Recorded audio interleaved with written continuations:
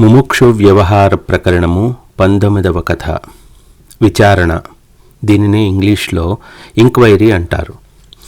ఈ కార్యకారణ వ్యవహారమంతా గమనించుచున్న మానవుడు శాస్త్రజ్ఞానమును ఆశ్రయించాలి. నిర్మలత్వము పవిత్రము అయినట్టి బుద్ధితో నిరంతరం ఆత్మవిచారణ చేస్తూ ఉండాలి.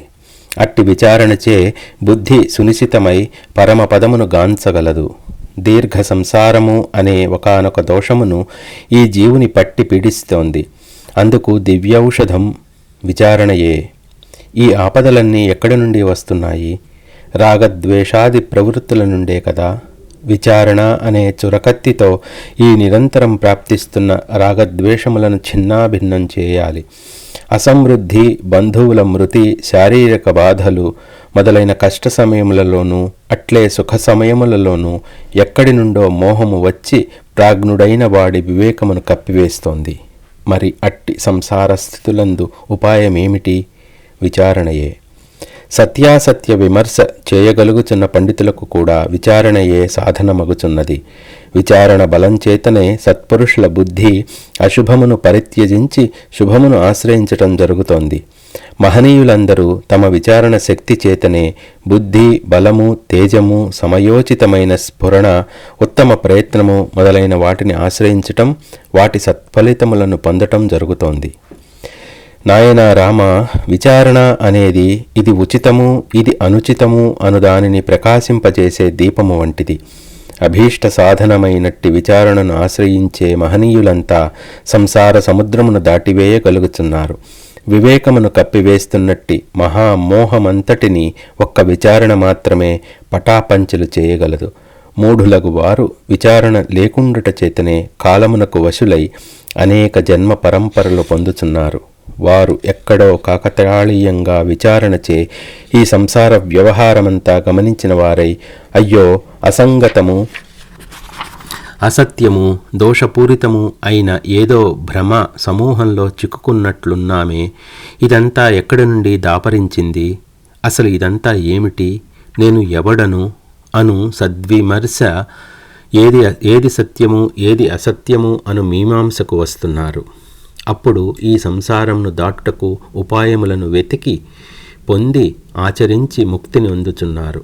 అట్లు ముక్తి నొందగోరు వారికి ఈ శాస్త్రంలో చర్చించబడిన విషయము ఎంతగానో సహకరించగలదని అందరికీ మనవి చేస్తున్నాను. ముక్తి అనునది ఇందు ఏది సత్యము ఏది అసత్యము, ఏది స్వప్నతుల్యము ఏది వాస్తవము అని విచారించుట చేతనే సాధ్యపడుచున్నది. లౌకికమగు రాజ్యము, సంపదలు, భోగములు, పారలౌకికమైనట్టి మోక్షము అన్నీ విచారణ, ప్రయత్నము అను రెండిటి చేతనే సిద్ధిస్తున్నాయి. వీటినే ఇంగ్లీష్లో ఇంక్వైరీ అండ్ ఎఫర్ట్ అంటారు.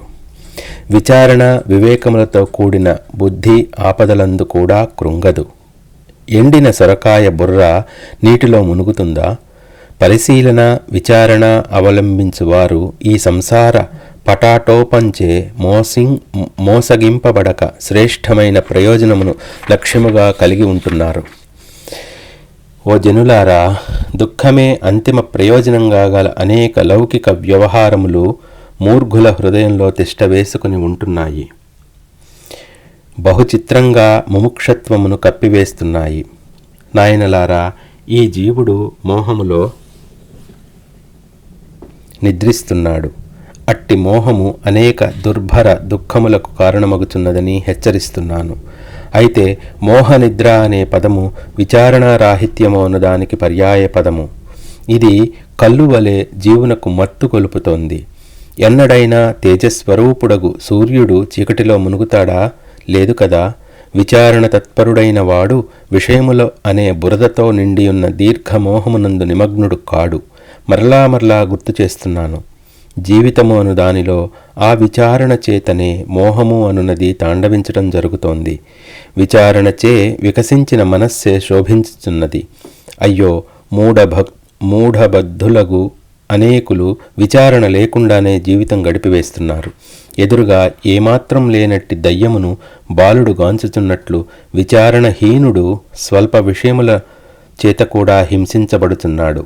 అతడు ఆపదలను దుఃఖములను తాను పొందుచు ఇతరులకు పంచిపెట్టుచున్నాడు. మూర్ఘుడై ఆత్మవిచారణకు సంబంధించిన సమాచారమే దరిచేరనియ్యుట లేదు. ఇదంతా మాకేమి ఉపకరిస్తుంది? ఎవరో ఏదో చెబితే మేము బాగుపడతామా? ఎవరూ మాకు చెప్పలేరు, మా గతి ఇంతే అని ఆత్మ విషయమైన జ్ఞానాన్ని తిరస్కరిస్తూ మొండితనము వహిస్తున్నాడు. ఏది ఎట్లో అది అట్లే అగుగాక, మేమిట్లే ఉంటాము, దుఃఖములా రానిండు, ఎవరం ఏం చేస్తాము అని చెప్పుకుంటూ విచారణ చేయుటకు కానీ వినుటకు కానీ సిద్ధపడని వారికి ఎవరం ఏమి చెప్తాం? అట్టి వారిని దూరంగా త్యజించుటయే మంచిది. దయ్యము అనుదాని అనుభవం చీకట్లో మాత్రమే ప్రాప్తిస్తుంది కదా.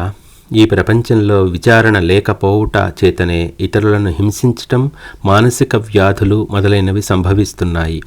మా ఉద్దేశంలో వివేకహీనుడు నిర్జన ప్రదేశంలోని చెట్టులాగా నిష్ప్రయోజకుడే. ఏ మనస్సు వాంఛాశూన్యమై విచారయుతమై ఉంటుందో అయ్యది పరమానందమే పొందగలుగుతుంది. అట్టి ఉత్తమమైన మనస్సు విచారణ లేని వారికి లభించుటలేదు. విచారణ కలవాని బుద్ధి మాత్రమే పరమార్థ బోధకు తగి ఉంటుంది. వివేకము అనున్నది విచారణ యొక్క ఫలితమే కదా.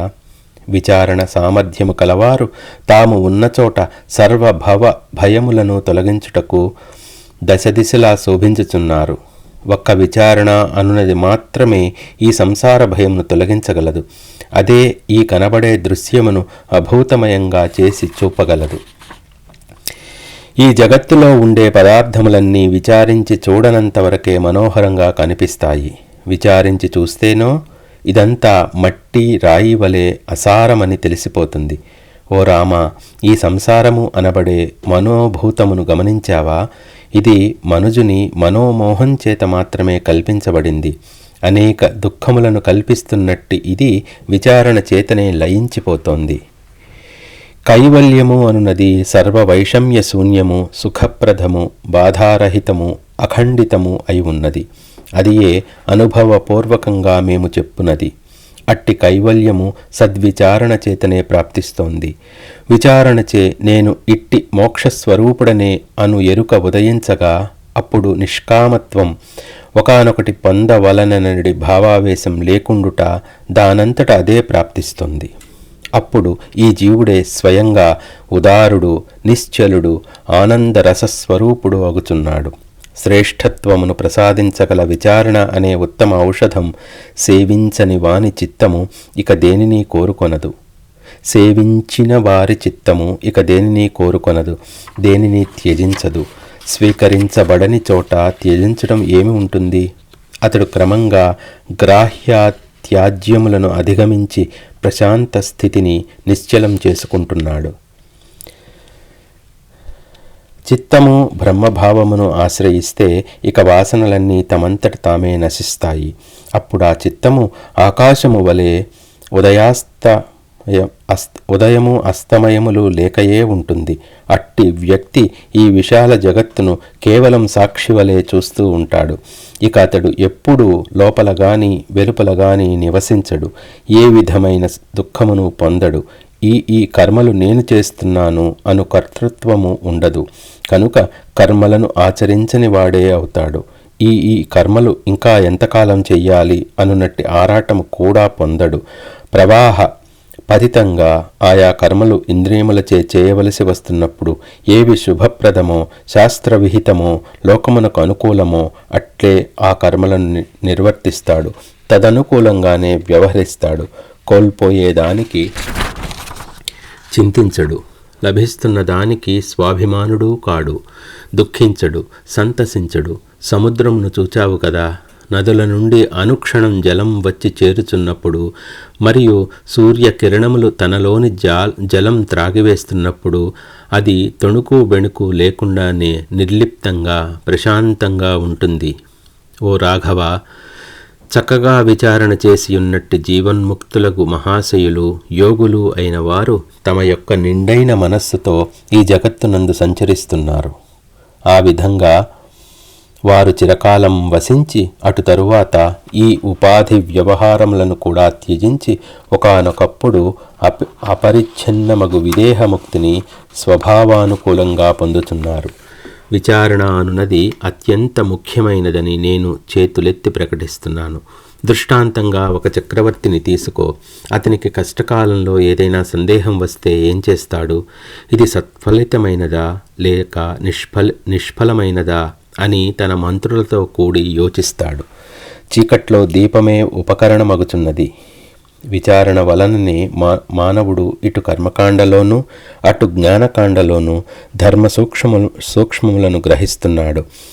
ఇది ధర్మం, ఇది అధర్మం, ఇది ఉచితం, ఇది అనుచితం అని లౌకిక విషయములను నిర్ణయించుకుంటున్నాడు. ఇదంతా మనం చూస్తున్నదే.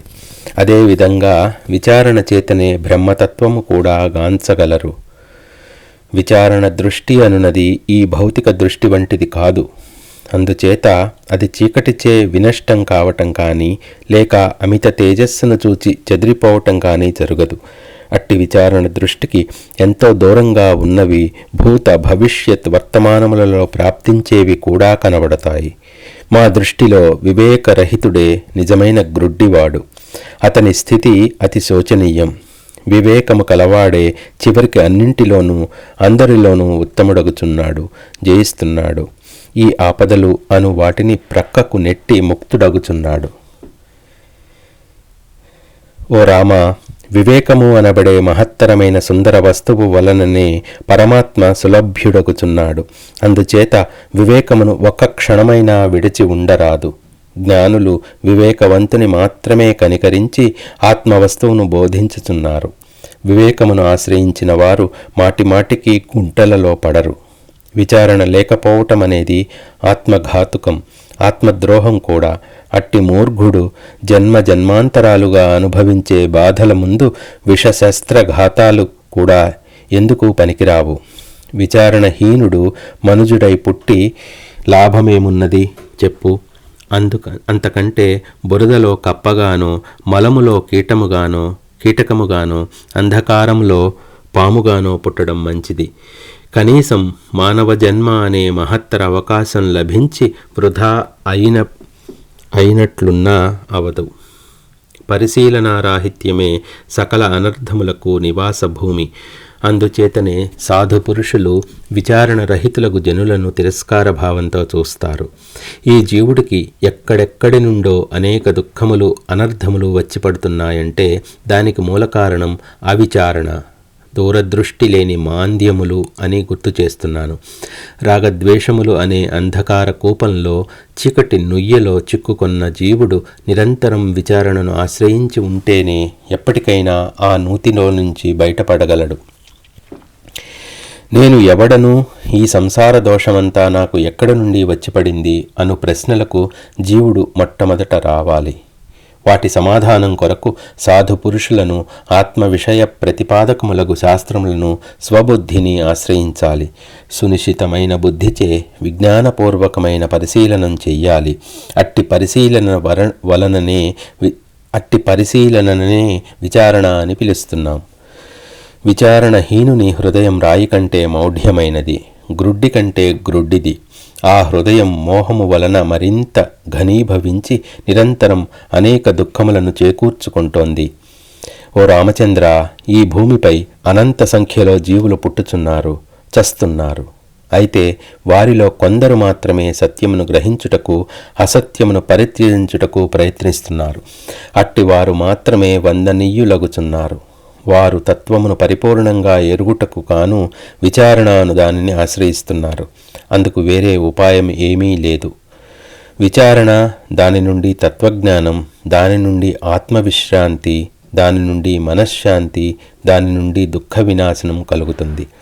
కాబట్టి విచారణయే మనశ్శాంతిని, దుఃఖనాశనంను ప్రసాదించగలదనుటలో సందేహం ఏమాత్రం లేదు. జనులంతా వివేకపూర్వకమైన విచారణను ఆశ్రయించి ఇది ఇట్లు చేయుట ఉచితము అని నిశ్చయించుకొని ఆపై లౌకికమైన, వైదికమైన ప్రయోజనములను పొందుతున్నారు. అధ్యాత్మ విషయము కూడా అట్టిదేనని మరలా ప్రకటిస్తున్నాను. ఉత్తమ విచారణయే లేకపోతే లోకంలో సత్కర్మలు ఉండవు. హింస, లోభము, జాతి ద్వేషము, మాత్సర్యము మొదలైనవన్నీ అవిచారణ చేతనే ప్రబలుచున్నాయి. ఓ రాఘవ, అత్యంత శమముతో కూడుకొని ఉన్నట్టి నీకు కూడా విచారణ అన్నది ప్రీతికరమగుగాక.